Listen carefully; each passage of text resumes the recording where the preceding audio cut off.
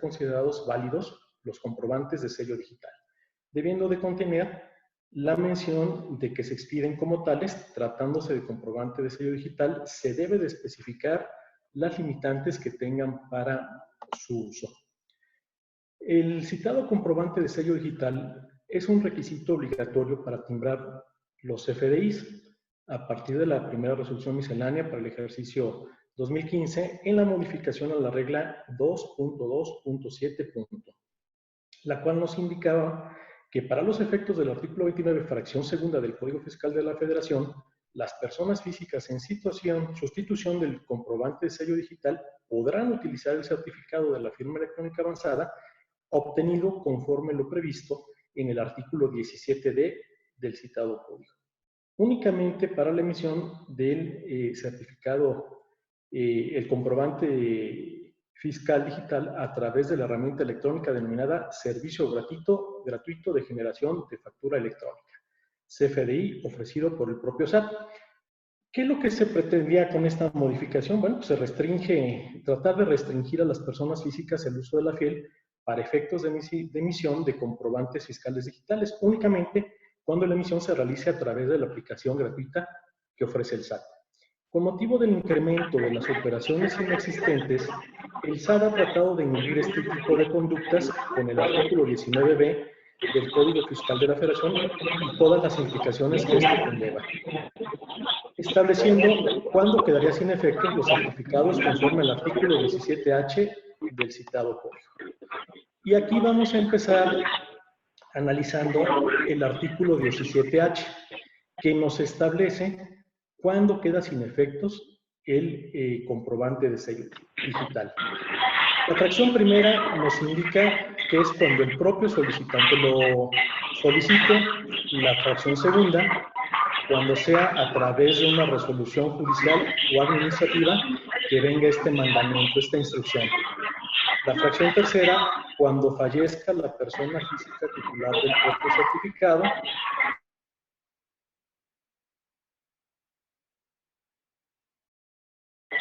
¿Quién deberá acompañar el acta de defunción correspondiente?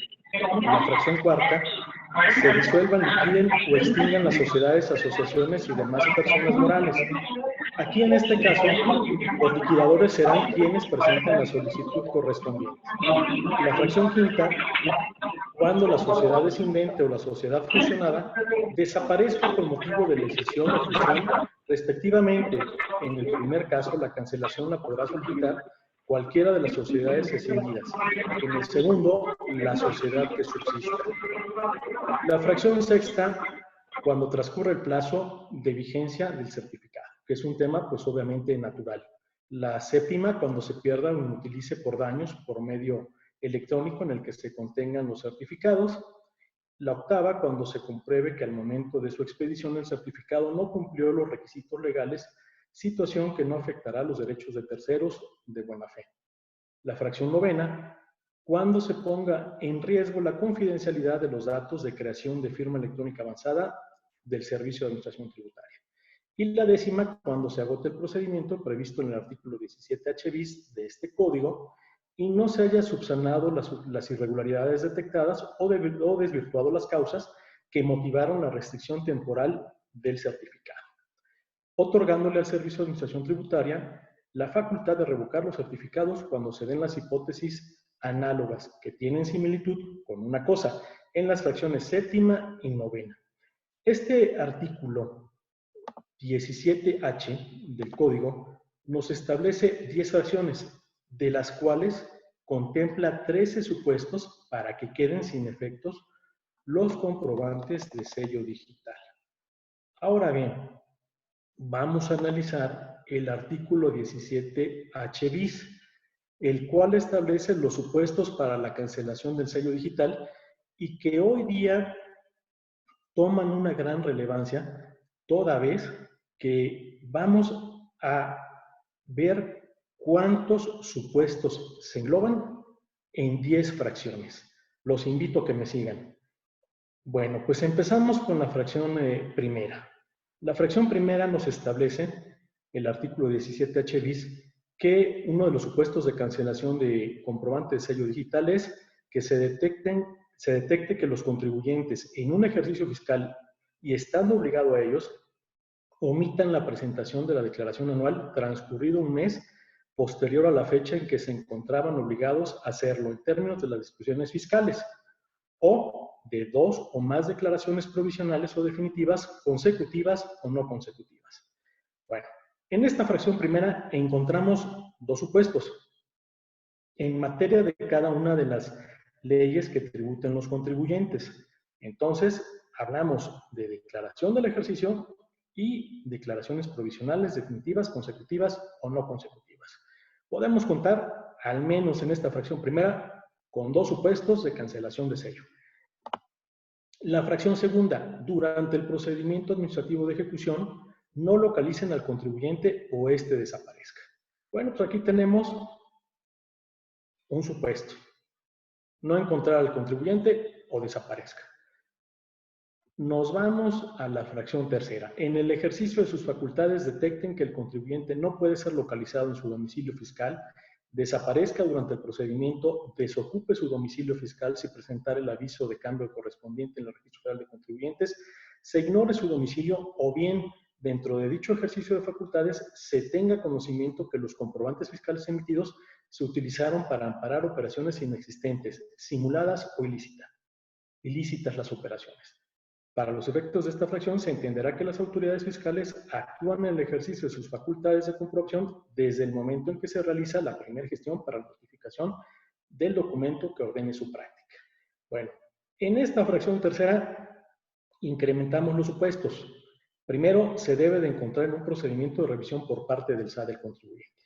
Y pues nos habla de estar no localizado, desaparecido en el procedimiento, desocupe sin dar aviso y se ignore su domicilio. Tenemos 4, más el supuesto que dentro de dicho ejercicio de facultades se tenga conocimiento de que los comprobantes fiscales emitidos se utilizaron para amparar operaciones inexistentes, simuladas o ilícitas.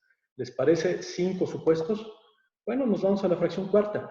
Detecten que el contribuyente emisor de comprobantes fiscales no desvirtuó la presunción de la inexistencia de las operaciones amparadas en tales comprobantes y, por tanto, se encuentra definitivamente en dicha situación en términos del artículo 69b, cuarto párrafo de este código. Un supuesto 69b del Código Fiscal de la Federación hablan de los EFOS.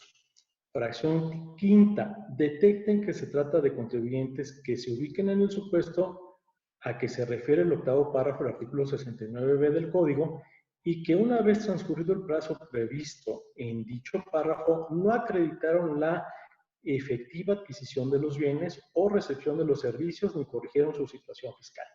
Tenemos un supuesto que es un EDO y le sumamos 4 supuestos por si tiene operaciones con EFOS definitivos, ha tenido operaciones con EDOs y lo ha requerido la autoridad. Acreditó ante la autoridad que adquirió los bienes o recibió los servicios en el plazo establecido, ese es otro supuesto, y en el caso de no haber acreditado ante la autoridad la adquisición de bienes o servicios, presentó la declaración complementaria pagando las contribuciones que se derivaron de los comprobantes por los cuales se le requirió. En esta fracción quinta, 5 supuestos. Vámonos a la fracción sexta. Derivado de la verificación prevista en el artículo 27 del Código Fiscal, detecten que el domicilio señalado por el contribuyente no cumple con los supuestos del artículo 10 del Código. Encontramos 2 supuestos, existencia de domicilio fiscal y estatus como debe de estar localizado. Si está no localizado, otro supuesto.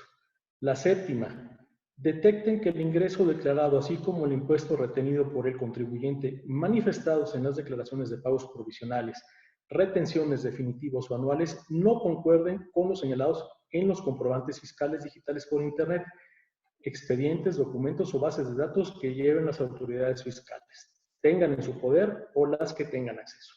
Esta fracción nos habla de 2 supuestos. Existe diferencia entre ingresos timbrados y retenidos a que tiene acceso el SAT contra lo declarado, ingresos de cualquier índole. 2 supuestos entonces en esta fracción séptima. Vámonos a la octava. Detecten que por causas imputables a los contribuyentes, los medios de contacto establecidos por el Servicio de Administración Tributaria mediante reglas de carácter general registrados para el uso del buzón tributario no son correctos o auténticos.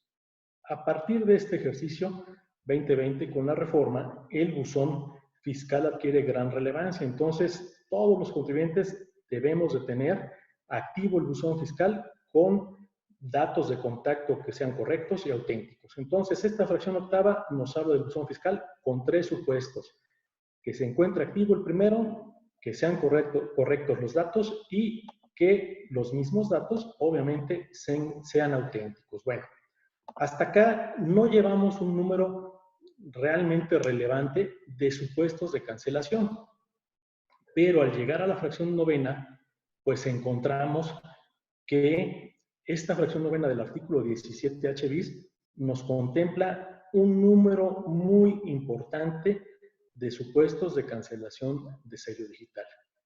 Y nos establece que detecten la comisión de una o más de las conductas infractoras previstas en los artículos 79, 81 y 83 del Código Fiscal de la Federación, y la conducta sea realizada por el contribuyente titular del certificado de sello digital. Bueno, ¿a qué se refiere el artículo 79 del Código Fiscal? A infracciones relacionadas con el Registro Federal de Contribuyentes. Este artículo tiene 10 fracciones. De estas 10 fracciones no hay una sola fracción derogada, las 10 están vigentes y contempla 31 supuestos de cancelación de sello digital. Únicamente infracciones relacionadas con el Registro Federal de Contribuyentes. El artículo 81 del Código, infracciones relacionadas con el pago de contribuciones y presentación de declaraciones, solicitudes y otros. Bueno, este artículo 81 cuenta con 44 fracciones, 4 de ellas se encuentran derogadas, 40 vigentes, y los supuestos que nos da este artículo 41 son 113 supuestos que van relacionados con infracciones, con el pago de contribuciones, presentación de declaraciones, solicitudes y avisos. Este es el artículo que más supuestos nos habla de cancelación de sello digital. Y tiene que ver, obviamente, pues declaraciones que se presenten, porque el contribuyente regularmente no es sujeto de una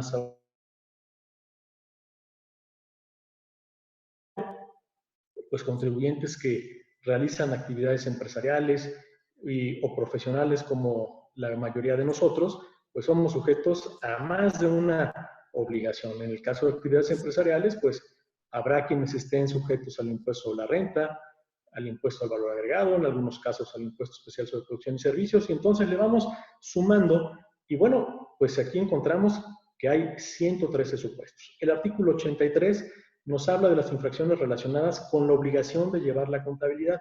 Este artículo cuenta con 18 fracciones, 4 derogadas, 14 vigentes y 39 supuestos para cancelación de sello digital.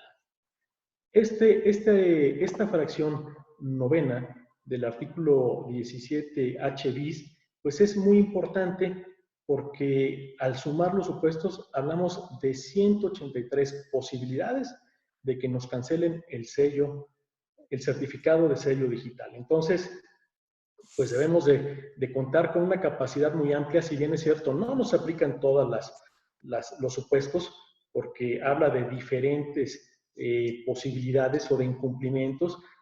Nos habla desde el presentar una declaración extemporánea, errónea, en el medio equivocado, con diferencias. Entonces, pues se debe de tener una capacidad muy importante, derivada, también apoyada con la atención, para que no podamos ser sujetos de la cancelación del sello. La fracción décima: detecten que se trata de contribuyentes que no desvirtuaron la presunción de transmitir indebidamente pérdidas fiscales y por tanto se encuentran en el listado que se refiere al octavo párrafo del artículo 69b bis del Código Fiscal. Un supuesto. Aquí volvemos a la normalidad. Pero bueno, ¿qué es lo que nos deja un estudio de este artículo 17H bis del Código Fiscal de la Federación en sus 10 fracciones? Bueno, pues que engloba 205 supuestos de cancelación de sellos digitales, que básicamente se dividen en infracciones relacionadas con el RFC, infracciones relacionadas con el pago de contribuyentes, presentación de declaraciones, solicitudes y otros, y también las infracciones relacionadas con llevar la contabilidad. Y un cúmulo más de otras obligaciones para todos los contribuyentes. Por lo que hay que tener especial atención para estos supuestos de cancelación. Hoy día, la cancelación de sello digital es una herramienta que, como bien decía el licenciado Pedro Guillén, nos deja sin poder operar la empresa, sin poder tener operaciones, porque no podemos emitir los comprobantes fiscales, y frena la economía. Entonces, pues es muy importante tener especial atención con los sellos digitales.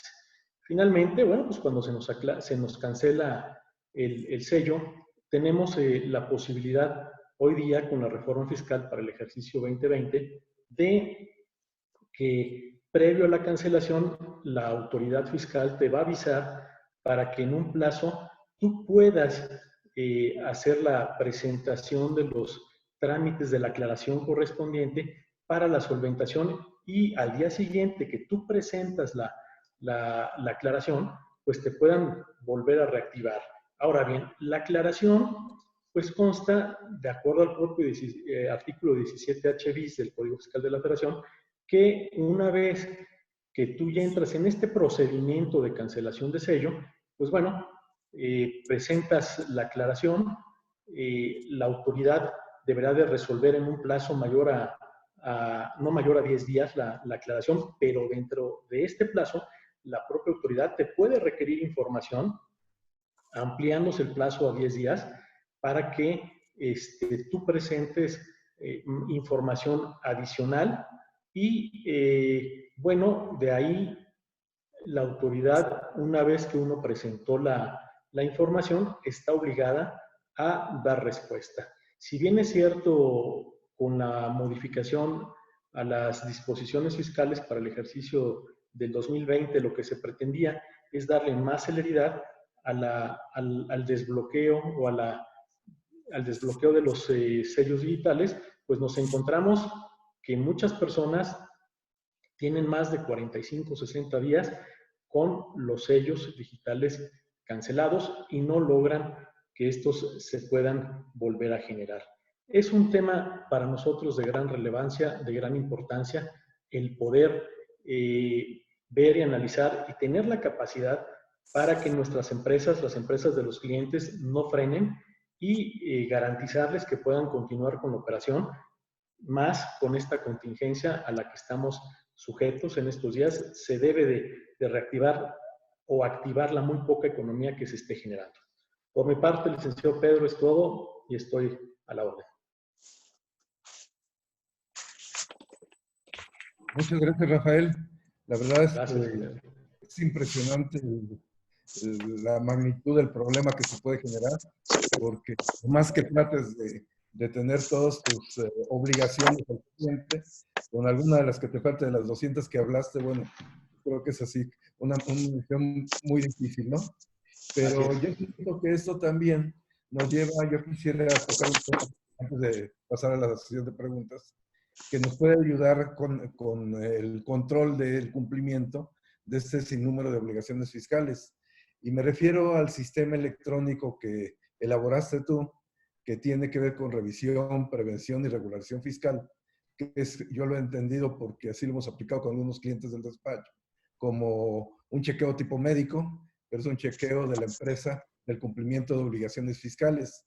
¿Nos podrías un poquito platicar en qué consiste? Claro que sí, mi estimado Pedro.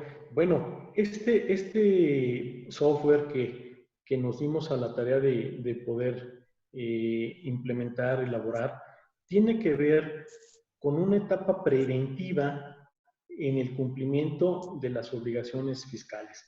¿Qué es lo que nos pasa regularmente cuando tenemos a un cliente, a un contribuyente que nos acude a visitar, o que muchas veces ya puede ser un cliente nuestro? Realmente nosotros tenemos la capacidad de reaccionar ya para tener que aplicarle el tratamiento para que el contribuyente se pueda curar. Entonces, puede ser que nos llegue en una etapa pues, en la que no esté muy sana la empresa y tengamos ya nada más que reaccionar para pues, poder llevar a cabo los medios de defensa a través de los cuales impugnemos las resoluciones. Pero, pues, no tenemos conocimiento pleno de cuál es su estatus. Y esto tiene que ver porque nosotros, como bien lo hiciste de favor de comentar, nos desempeñamos en el SAT. Entonces, uno de los temas recurrentes que veíamos es que el contribuyente no conoce cuál es su situación. Decidimos llevar a la práctica un software a través del cual le podamos dar al contribuyente un diagnóstico de cuál es su estatus fiscal a la fecha y 5 ejercicios o más hacia atrás. ¿Cuál es la finalidad de este software? Bueno, ver temas, mi estimado Pedro, desde la inscripción al RFC, el estatus del domicilio fiscal, el estatus de los establecimientos. De ahí nos vamos al siguiente tema, que es domicilio fiscal, localización, establecimientos, si se aperturaron los establecimientos. Nos brincamos a otro tema, que es la firma electrónica avanzada. Si tiene firma electrónica avanzada, si no tiene firma electrónica avanzada, si tiene comprobante de sello, si se le bloqueó el sello, cuántas veces se le han bloqueado los sellos fiscales, el certificado de sello digital, las causas, y de ahí lo que hacemos es un diagnóstico que tiene que ver con todos los supuestos a los que están sujetos, porque consideramos absolutamente todos los supuestos para cancelación de sello digital, para que el contribuyente pueda, a través de reactivos que va dando respuesta, darnos a conocer cuál es su estatus. Ahora bien, después de que entramos al tema de certificado de sello digital, nos vamos a la presentación de las declaraciones. Verificamos qué es lo que el contribuyente declaró y lo comparamos con lo que el contribuyente timbró. Lo mismo que hoy hace el SAT a través de sus sistemas cuando eres sujeto de alguna verificación, alguna invitación a través de las reuniones de vigilancia profunda o a través de un acto de fiscalización en lo que lo primero que hace el SAT es decirte, bueno, tú declaraste 100 pesos y timbraste 200, págame la diferencia. Nosotros hacemos, verificamos lo que declaró contra lo que timbró. Y aquí lo importante también del sistema, mi estimado Pedro, es que nos permite, en el momento en que estamos haciendo la validación de los FDIs expedidos y emitidos, ver las operaciones que se han tenido con EFOS, para que te den la idea de que si estás incurriendo en una situación que sea irregular y que te ponga en riesgo. Entonces el sistema nos da esa posibilidad de hacer esta validación y de ahí no nos quedamos en esa parte. Decidimos irnos también al análisis y al diagnóstico de ingresos que percibió el contribuyente por otros ingresos, por otros conceptos que no han estado declarados, depósitos.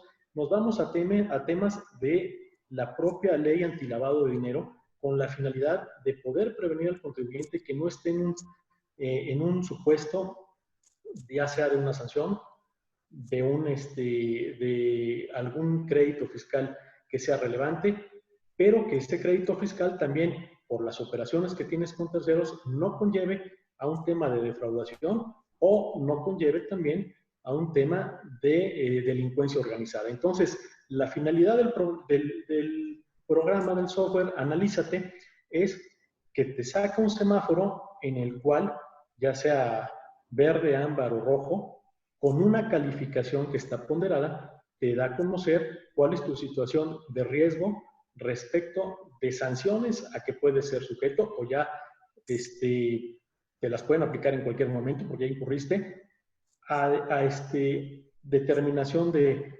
impuestos, que puedes tener una diferencia, y derivado de esa determinación de impuestos, si incurriste en algún tema de tipo penal o también algún tema penal federal de otra naturaleza que no sea el fiscal, como bien lo decíamos, delincuencia organizada. Entonces, este sistema, como lo decíamos, es muy importante porque te conlleva todas las posibilidades y todas las gamas respecto de la obtención de los ingresos de un contribuyente y que de repente dices, oye, realizaste pagos a tu tarjeta de crédito en efectivo. ¿Qué crees? Pues este ingreso se va a considerar, este depósito se va a considerar un ingreso, porque si lo realizaste en efectivo a tu tarjeta de crédito, el SAT al momento de presentar tu declaración te va a decir que este ingreso fue no declarado. Entonces, es con la finalidad de que podamos tener un diagnóstico muy real y certero de la situación que guarda la empresa o el contribuyente, ya sea persona física.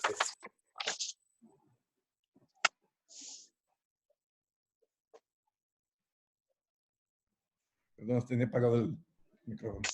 Es algo muy interesante, sobre todo pensando en que es tan amplia la variedad de supuestos que establece ahorita la legislación fiscal, que un sistema electrónico de diagnóstico pues ya nos permitirá tener mayor certeza de que cubrimos todos los requisitos de la normatividad fiscal.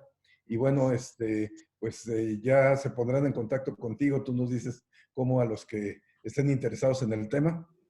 Con todo gusto, Pedro, a través tuyo, yo te pediría que tú tengas a bien hacer el canal para recibir las solicitudes de aquellos amigos, compañeros que estén interesados. Bueno, pues a través tuyo, que nos hiciste favor de dar la oportunidad de estar el día de hoy con todo el grupo, que sea a través tuyo quien reciba estas peticiones, y estamos a la orden, Pedro.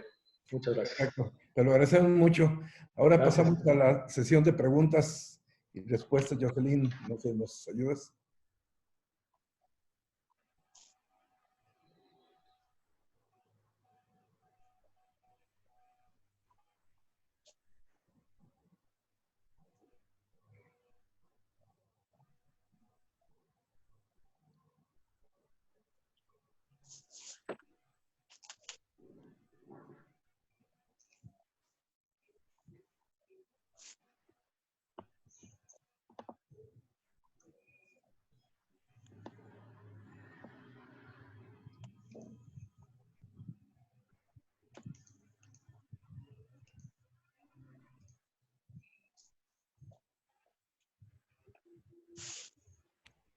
Parece que no están contactándose. Bueno. Sí, ¿quién habla? ¿Quién está? Rafael Castellán. A Rafi, ¿cómo te va? Buenas tardes. Bien, ¿y tú? Buenas tardes. Le mandé ¿cómo están? Buenas tardes. Buenas tardes, Rafael Tocayo. Hola, Tocayo, buenas tardes. Buenas tardes. Hace un momento mandé una pregunta, pero parece ser que hay alguna dificultad técnica, pero te la quisiera formular, por favor. Es una vez presentada la aclaración sobre el supuesto que dio origen a la restricción temporal del uso del certificado del sello digital para la expedición de comprobantes fiscales digitales por Internet. Mi pregunta es, ¿en qué plazo se reactiva su uso o en su caso se debe generar un nuevo a fin de que la empresa siga operando? Bueno, aquí, Tocayo, gracias por la pregunta. Es importante señalar que cuando un certificado de sello se cancela, ya no se va a reactivar. Pues deja de funcionar y deberemos de generar uno nuevo. Ahora bien, ¿qué es lo que pasa? Cuando se suspende el certificado, que es la suspensión temporal, si nosotros presentamos la aclaración, a partir de que presentamos la aclaración, podemos utilizar el certificado a través de la página del SAT, podemos utilizarlo a partir del día siguiente. Correcto. En el caso de que no sea una suspensión temporal, una cancelación temporal, sea una definitiva, no sea una suspensión, sea una cancelación definitiva, el plazo que tiene la autoridad es de 10 días hábiles a partir del día siguiente en que se presentó la aclaración. La aclaración, Tocayo, la deberemos de presentar por internet con la clave CIEC, sí. Y ubicando el catálogo en el formato 47 del código para que en la página del SAT, para que el SAT proceda a hacer el análisis. Ahora ven, Tocayo, si la información es demasiada, nos establece que no se pueda recibir a través de medios electrónicos, la podemos presentar en la administración desconcentrada de servicio a la administración desconcentrada que nos emitió el requerimiento de manera pues ya personal e impresa para que el SAT pueda analizar dicha información.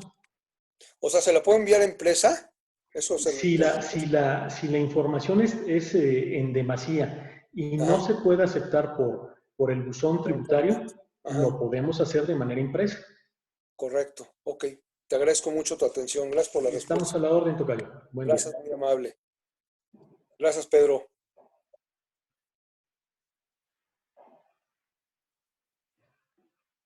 Gracias, Rafael. Gusto en saludarte. Igualmente, Pedro.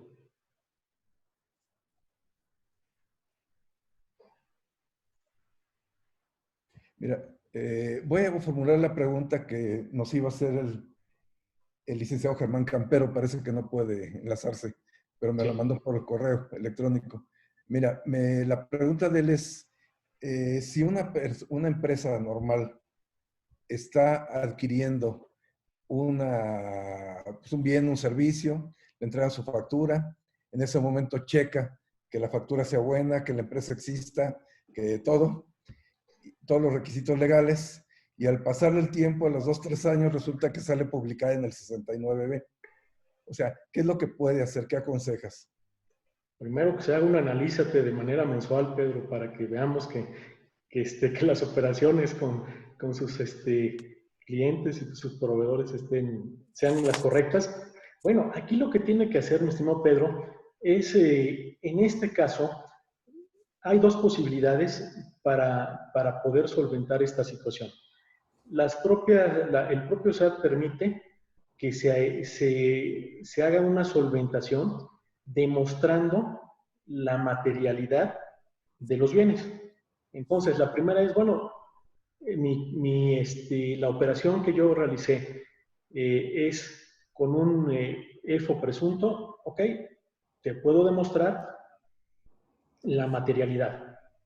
Si definitivamente al demostrar la materialidad el SAT no queda satisfecho o esta persona con la que se realizó la operación, este proveedor con quien se realizó la operación, sale como definitivo, pues lo que tendríamos que hacer, si no se satisface este o del bien que se adquirió ante esta persona, pues lo que tendríamos que hacer es presentar una declaración complementaria corrigiendo los datos que consideramos como deducibles para que no fueran deducibles y pagando el impuesto correspondiente con su actualización y recargos. Pero la primer posibilidad y la más recomendable es demostrar la materialidad de los servicios para que el SAT pueda tener solventado este supuesto. Yo creo que este es el más importante, no complementar de manera inmediata. Si se tiene la certeza y la seguridad de que todo fue como debe de ser, pues demostrar la materialidad para que también no al rato no seamos sujetos de alguna revisión por parte de las autoridades hacendarias. Perfecto, te lo agradezco. Sí, Pedro. Jocelyn, ¿quién sigue? Ahora creo que sigo yo. Ah, Fidencio hola, Montemayor. hola, doctor. ¿Cómo Fidencio, están? gusto Rafael, saludar. tenía dos dudas, son muy concretas, Sí, que se doctor. convirtieron en tres. Sí, primero, en todos los supuestos, en los 200 y fracción de supuestos por los cuales te pueden suspender o cancelar el uso de sellos digitales, me da la impresión de que existe una doble sanción. Primero, ¿qué piensas tú respecto a la legalidad de que haya una doble sanción? ¿A qué me refiero? En todas existe la multa y además la suspensión de sellos, ¿sí? Entonces, me da la impresión que estás teniendo una doble sanción por el mismo hecho, lo cual inicialmente me hace pensar, aunque no me he metido a fondo en esto, pero me interesa la opinión, lo cual me hace pensar que están violando tus derechos consagrados en la Constitución. Esa es la primera, te voy a hacer las otras dos de una vez. Al suspenderte los sellos digitales por las operaciones estas de los EFOS, ¿qué sucede con el derecho de audiencia que se te debe de haber concedido? Porque simplemente, como lo marca la regla y a pesar de que no ha sido aplicado, simplemente, que yo sepa, simplemente te lo suspenden sin derecho a ninguna audiencia. Entonces ahí me da la impresión de que hay otra vulneración de tus derechos. Y la última, ¿qué sucede con los EFOS que están en la lista, pero que no pueden ser, aunque están en la lista definitiva, no pueden ser considerados definitivos porque están en medios de defensa? Número 1. Y número 2, que esta es la más grave, y de estas conozco un montón, que ganaron los medios de defensa y la autoridad se ha negado o ha diferido el bajarlos de la lista, porque de entrada la lista se publica cada 3 meses. Entonces, le dieron la orden el día de hoy, bájalo, y si es que lo hacen de forma inmediata, se van a tardar 3 meses en publicarlo. Entonces, en tu software, yo supongo que va a aparecer, oye, está en la lista. Sí, pero está en medios de defensa. O, sí, ya ganó los medios de defensa. Te voy a poner un ejemplo que ahorita está sucediendo en Monterrey. La autoridad está haciendo verificaciones de domicilio, pero las empresas están cerradas. Por la contingencia, están queriendo notificar, pero la empresa está cerrada. Entonces, lo primero que hacen es ponerte como no localizado. Y la peor, te hacen una verificación de domicilio que le emiten hoy. La verificación la hacen dentro de 30 días y en ese periodo de tiempo el contribuyente hizo su cambio de domicilio, lo presentó ante la autoridad, le hicieron la verificación por parte de la nueva administración, pero la gente que hace las verificaciones, que es auditoría, no checó antes de ir a notificar que ya había un cambio de domicilio presentado. Esas serían las preguntas. Muchas gracias, doctor, con todo gusto. Bueno, la primera pregunta, efectivamente hay una doble sanción, porque primero, o triple, porque puede ser sujeto de una o más sanciones que establecen los artículos 79, 81 y 83 del Código. Me ha tocado ver contribuyentes que les han aplicado al menos 3 sanciones con relación al artículo 81, que es el que contiene más supuestos. Y obviamente el cancelarte el certificado, pues es otra sanción. Ahora bien, yo me diría, inclusive, es un castigo el número 3 que te voy a comentar. Te impiden generar recursos, te impiden desarrollar tus actividades porque no puedes emitir comprobantes fiscales. Entonces, yo coincido contigo. Efectivamente hay doble o triple sanción por parte del SAT en este sentido. Primero, la multa, y después no poder cancelarte el certificado de sello y no poder expedir tus comprobantes fiscales. Entonces, sí es muy cierto que con este esquema se sanciona y se castiga de manera reiterada al contribuyente. Tu segundo punto es, efectivamente, se estableció como modificación en el 17H bis la posibilidad de que previo a que se cancelara el certificado, se tuviera la posibilidad de que se te avisara para que se suspendiera y de ahí al día siguiente que tú presentas la aclaración, se te permitiera seguir teniendo operaciones en tanto la autoridad emitiera su resolución. Al día de hoy no se sigue, el contribuyente simple y sencillamente se entera de la cancelación del certificado y bueno, tienen que transcurrir más de 10 días, de 45, de 60. Tenemos personas que al día de hoy, por el solo hecho de haber incurrido en algunos de los supuestos, no les han dado respuesta. A los que ya les han dado respuesta con más de 3 meses, al día de hoy no encuentran una cita.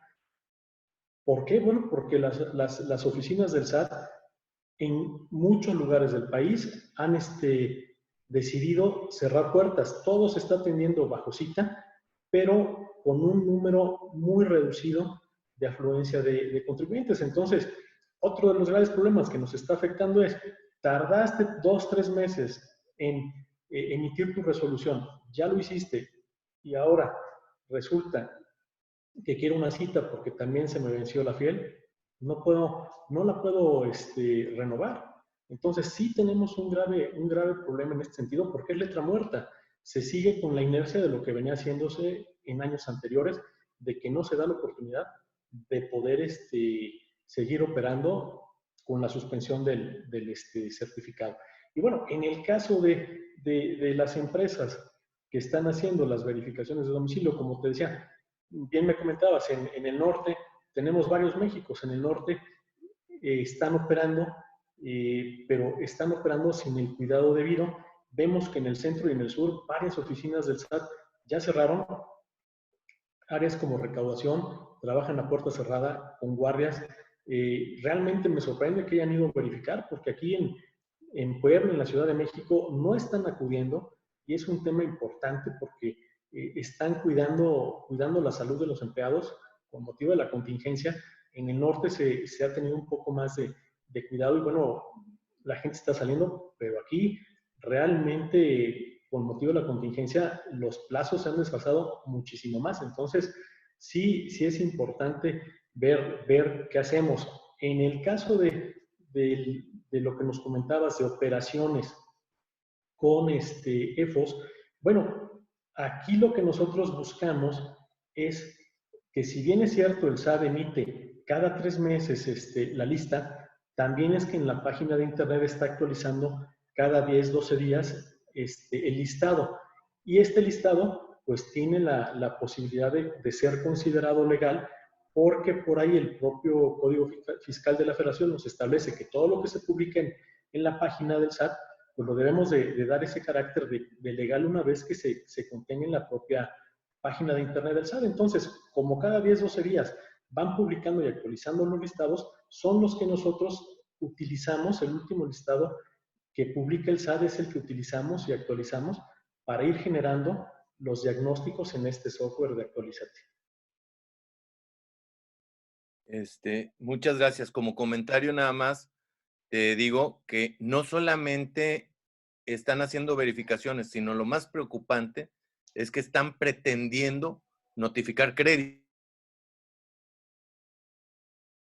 Una publicación por ahí del SAT en donde suspendían las notificaciones personales, ¿sí? De hecho, por eso suspendieron los plazos, para ese tipo de cosas.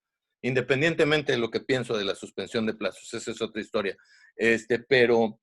Pero incluso le llegaron a hablar por teléfono a los representantes legales pidiéndoles que fueran ellos y que llevaran a los testigos, lo cual yo les dije que no lo hicieran, la verdad. Claro. Perfecto. Gracias. Perfecto. Gracias, doctor. Gracias, don Fidencio, muy amable. Cedemos la palabra a don Alex Ruiz. Hola, buenos días. La pregunta está con lo que he estado oyendo del doctor Montemayor, pues ya me deja hasta peor duda, porque el actuar de la autoridad desde los tiempos del señor Núñez y hasta estos tiempos de la señora Buenrostro realmente es totalmente abusivo, y la profesión calladita hasta parece socio del SAT. Pero en fin, ese es otro tema. Quisiera saber, porque he tenido problemas, si existe algún plazo legal para que la autoridad verifique el domicilio de un contribuyente que lo solicitó por un caso por una solicitud en mi portal. Me ha pasado que me han dicho, espérate, ahorita no podemos, después cerrado y sin proceder, lo vuelvo a hacer, cerrado sin proceder. ¿Qué hay que hacer?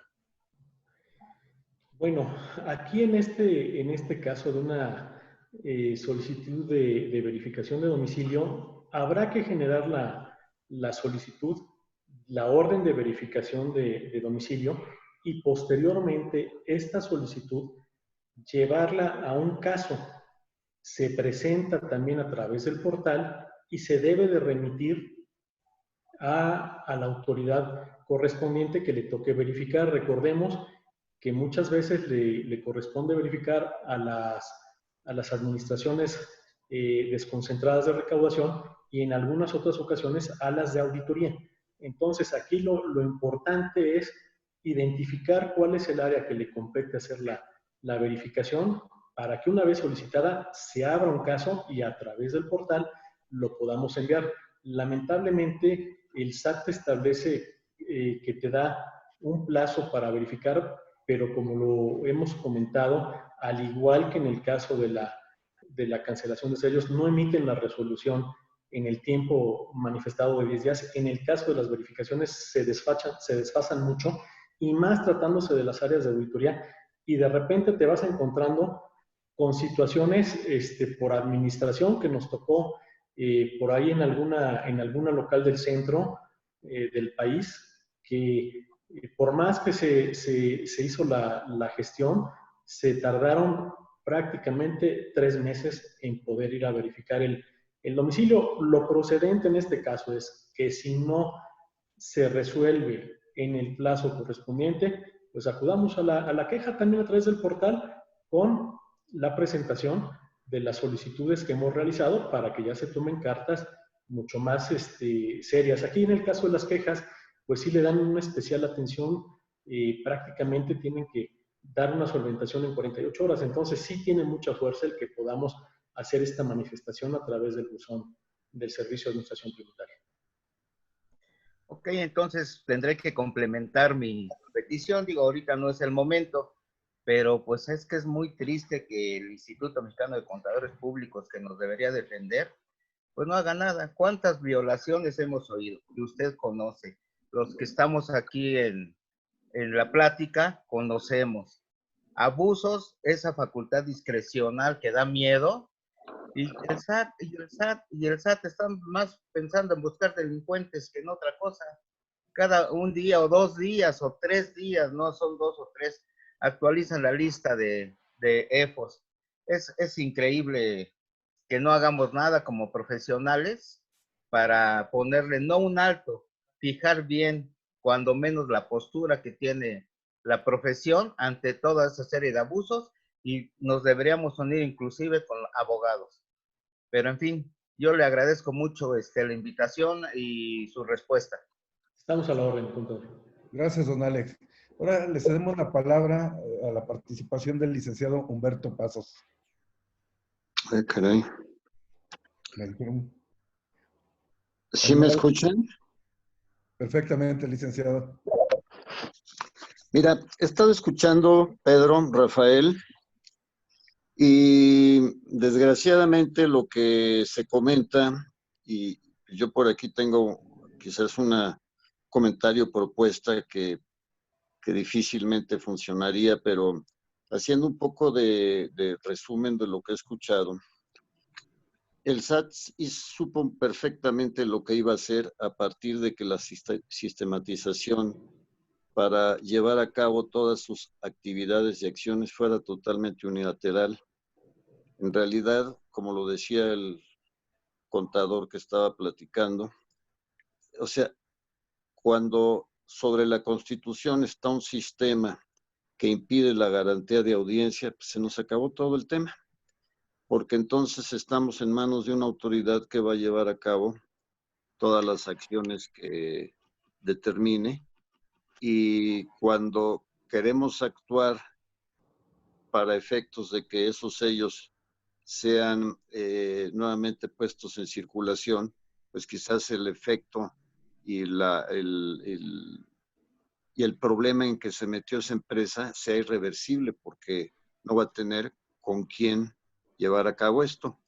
Yo haría una propuesta, y quizás es una propuesta que nuestros clientes deberían de escuchar, y yo lo voy a someter pues en la empresa, luego lo platicaré con Pedro, pero quizás el SAT abusivamente, nada más para contestarle algo al contador, yo soy abogado igual que muchos de aquí. ¿Por qué no se hace? Porque nuestra sociedad es apática, porque no se une y porque nuestros derechos se pisotean al gusto del que está en el poder, y con el debido respeto para todos, ese individuo que está por allá arriba, pues lo que está haciendo es simplemente chicanearnos. El SAT nos chicanea y este hombre se pasa la Constitución y las instituciones por todos lados, pero en fin, ese es otro tema. ¿Qué pasa si tenemos 2 o 3 empresas? Sabemos que nosotros, cuando tenemos relación con un cliente, solamente podemos estar con una empresa, pero si le propusiéramos a nuestros clientes que 2 empresas más, no dentro del contrato, pero sino en un adendum, pudiéramos facturar en caso de una contingencia de este tipo, que sabemos que es totalmente ilegal, que no se nos da la garantía de audiencia y que si lo que sabemos es que lo que este gobierno pretende es que todas las empresas quiebren por razones muy conocidas, ¿qué pasaría?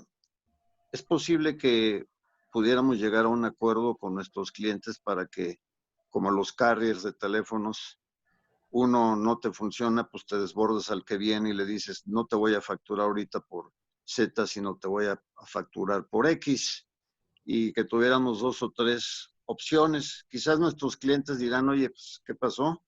Pero deben de estar conscientes de la situación que tenemos. Y la última es, pues para todos, ¿verdad? Ese es mi comentario y a ver qué opinan también. La verdad es que lo que debemos hacer es estar adentro, donde están todos estos individuos, para que antes de que den el golpe, pues quizás nosotros lo prevengamos y no nos los den. Entonces, si no puedes con el enemigo, pues únete y entonces de esa manera podemos apagar fuegos que se empiezan a prender. Esas serían mis 2 preguntas, mis 2 comentarios, mis 2 opciones. Creo que la segunda, pues, es obvio, es posible y hay que hacerlo para que evitemos que de repente nos llega algo mañoso que después nos fastidia, pero la primera opción, ¿ustedes lo verían viable como para tratarlo con los clientes? Y desde el punto de vista legal, pues yo lo estoy pensando, y si tenemos un adendum que no es el contrato, pero que está ligado, pues quizás tenga por ahí sus lagunas y quizás no se vea muy bien, pero bueno, pues la propuesta podría funcionar. Esa es la pregunta, Rafael. Gracias.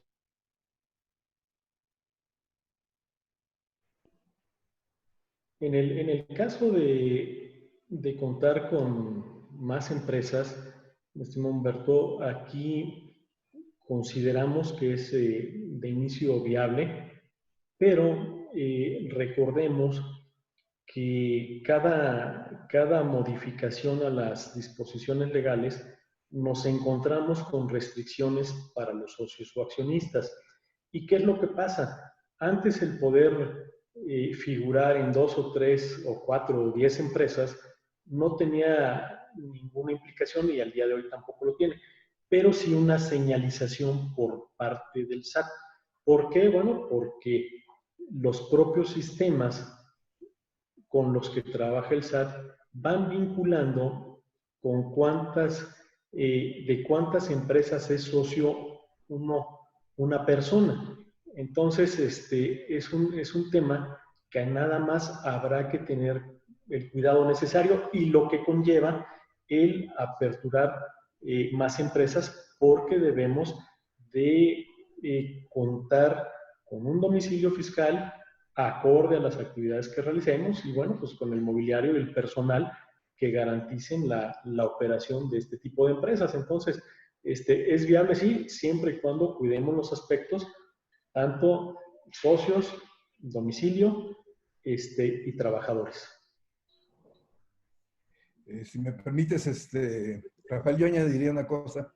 Precisamente el tema que estamos tocando es buscar cómo cubrir todos los aspectos que la normatividad fiscal ahorita está exigiendo, que ya no es como antes.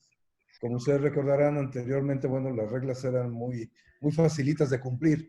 Actualmente, pues ya se convirtieron en un galimatías y tantas normas tan diferentes que están exigiendo la ley, las normas fiscales. Entonces, yo creo que son que va junto dos temas. Uno es trabajar, y ni hablar, hay que hacerlo, en requisitar todo lo que nos está pidiendo las leyes ahora, que es un mundo. Pero la parte electrónica nos ayuda mucho a poderlo hacer. Y la segunda es el tema de que sí, efectivamente, como dice Rafael, puede ser muy complejo el crear otra empresa o varias empresas, porque aquí viene también que los contratos y los servicios y el personal que está asignado a cada una empresa, a la hora de demostrar la materialidad de la operación, puede ser realmente un problema y que no se pueda demostrar, porque a lo mejor tenemos dados de alta en una empresa 20 personas, en otras 100, y pues ya no cuadra el servicio prestado con eso. Entonces yo diría que en primer lugar tratar de requisitar todo. Y segundo lugar, la opción de tener una empresa B, pues que tampoco es mala idea. Y yo aquí, mi estimado Pedro, complementaría, hay un tema importante que es el hecho de que varios contribuyentes de repente también se empeñan en buscar la materialidad de algo que nunca fue material. Entonces yo creo que también tener ese especial cuidado en que pues lo que es material, material es, y lo que no es material, pues no volteemos para tratar de hacerlo material. Yo creo que, como bien lo señalas, hay que cumplir las disposiciones que hoy día estamos siendo sujetos y también ver que los conceptos y los supuestos sean materiales, porque es muy difícil hacer o llevar a la vida algo que nunca existió, ya después de que lo llevamos a cabo, lo realizamos. Entonces, sí, buscar que temas que están dentro de este proceso, pues realmente existan y que valdría la pena comentarlo en alguna otra de las reuniones. Gracias, Rafael. Gracias, licenciado Pasos. Le cedemos la palabra a la contadora Marta Sánchez.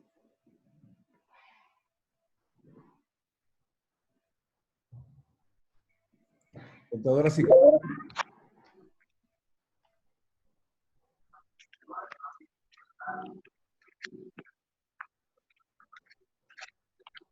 Adelante, contadora, ya la escuchamos. ¿Ya me escuchan? Sí, muy bien. Perfecto. Pedro, la pregunta que tengo es en relación a los criterios de la autoridad no están considerando el tema de flujo de efectivo para poder determinar los ingresos.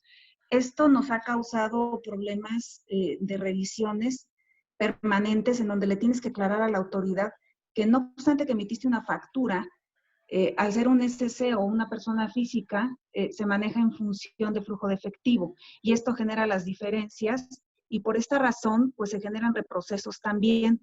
Y la pregunta en concreto es si la autoridad está haciendo algo para poder identificar esta situación o va a continuar requiriendo como si se tratara de la emisión de la factura igual a ingreso.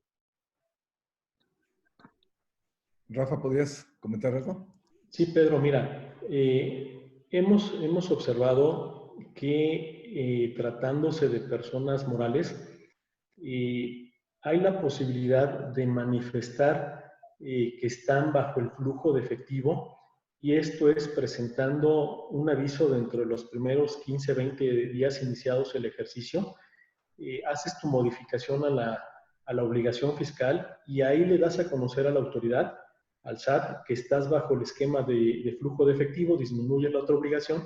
Con eso el SAT, bueno, pues te puede estar haciendo la vigilancia acorde a tu situación con la que se opera día con día. Y es importante ver que podamos, ya contemos con esta obligación para que el SAT, si nos hace una vigilancia que no es, bueno, digamos, en base a lo que yo te manifesté, pues bueno, yo requiero que pues tú estés al tanto y me hagas la vigilancia acorde a lo que yo estoy tributando. Se puede personalizar en este caso. Se debe de personalizar. Perfecto. Muy bien. Pues les agradecemos su participación a todos. Yo quiero concluir con un tema muy concreto, que es tener muy claro que existen dos decretos publicados en el Diario Oficial, uno el 29 de abril de 2020 y el segundo el 12 de mayo de 2020. Para los estudiosos son dos decretos pequeños, pero que traen un sinnúmero de cambios, modificaciones, etcétera, de los cuales yo quiero comentar 4 puntos muy breves.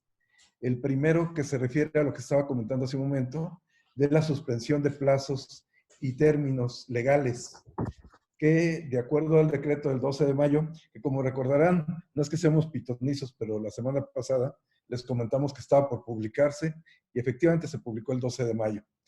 En este caso se suspendieron los plazos del 4 al 29 de mayo, del 4 al 29 de mayo.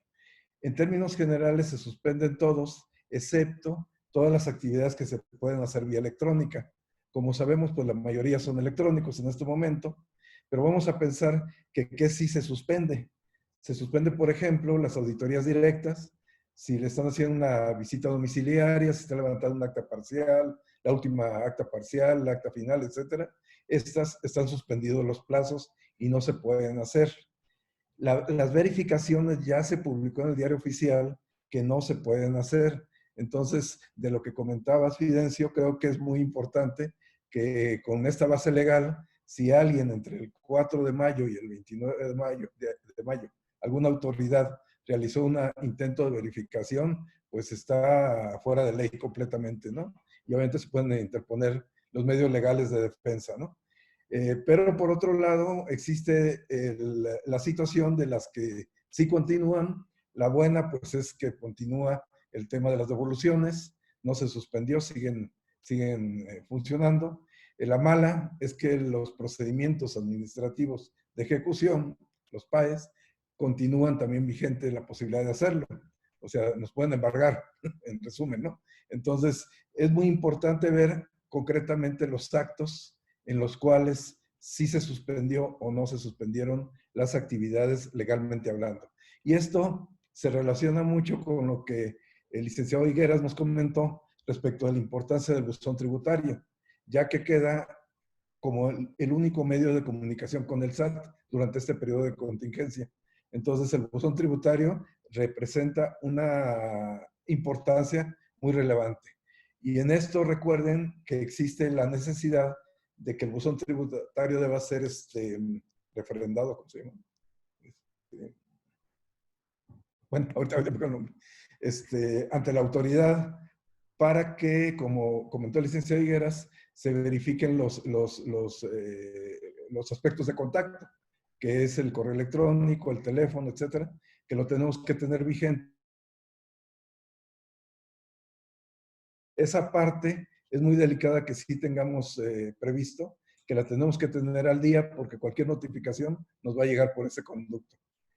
Por otra parte, un tema general que nada más es como para que nos dé más coraje el licenciado Pasos, entra en vigor ya el gravamen de ISR e IVA para efecto de las plataformas tecnológicas.